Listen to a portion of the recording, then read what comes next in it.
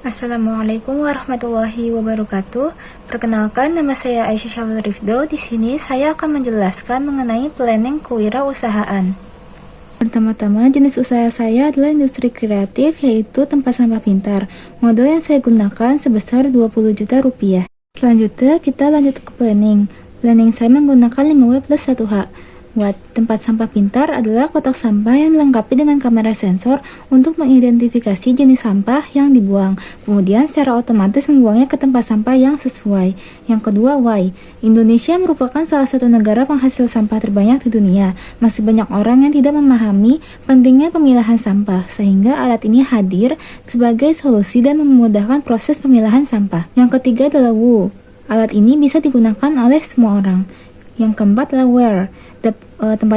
Tempat sampah pintar ini dapat digunakan di berbagai lokasi. Selanjutnya adalah When. Tempat sampah ini dapat digunakan sepanjang waktu. Yang terakhir adalah How. Alat ini bekerja dengan menggunakan teknologi sensor dan kamera untuk mengidentifikasi jenis sampah.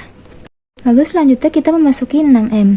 Yang pertama adalah Man, yaitu wirausaha, manajer, dan tenaga ahli teknologi. Yang kedua adalah Money, modal dari owner dan investor.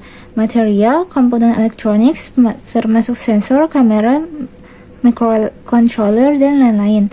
Dan terakhir bahan baku produksi. Selanjutnya Machine. Machine termasuk proses perakitan dan perangkat pengujian. Lalu untuk metode, yaitu penelitian dan pengembangan yang dilakukan untuk merancang, menguji, dan memperbaiki desain serta fungsi alat. Yang terakhir adalah market, yaitu pasar lokasi maupun global. Yang selanjutnya adalah organizing. Untuk organizing bisa dilihat dalam gambar yang di atas ya. Yang selanjutnya adalah actuating. Bisnis saya yaitu menggerakkan karyawan serta sumber daya lainnya agar bekerja sesuai dengan tujuan perusahaan. Lalu, merencanakan dan menyusun jadwal kerja agar operasional bisnis berjalan lancar. Yang terakhir, pengembangan karyawan melalui pelatihan.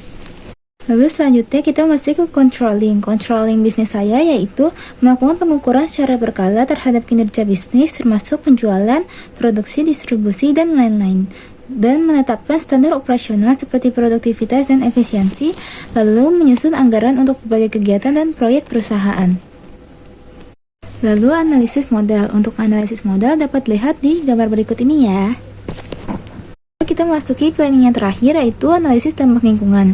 Analisis dampak lingkungan dari produk saya, limbah yang dihasilkan selama proses produksi akan didaur ulang dan dibuang secara aman sesuai dengan peraturan yang berlaku. Lalu, kami akan mengembangkan packaging yang dapat digunakan kembali dan didaur ulang oleh konsumen. Sekian presentasi planning dari saya. Kurang lebihnya mohon maaf. Wassalamualaikum warahmatullahi wabarakatuh.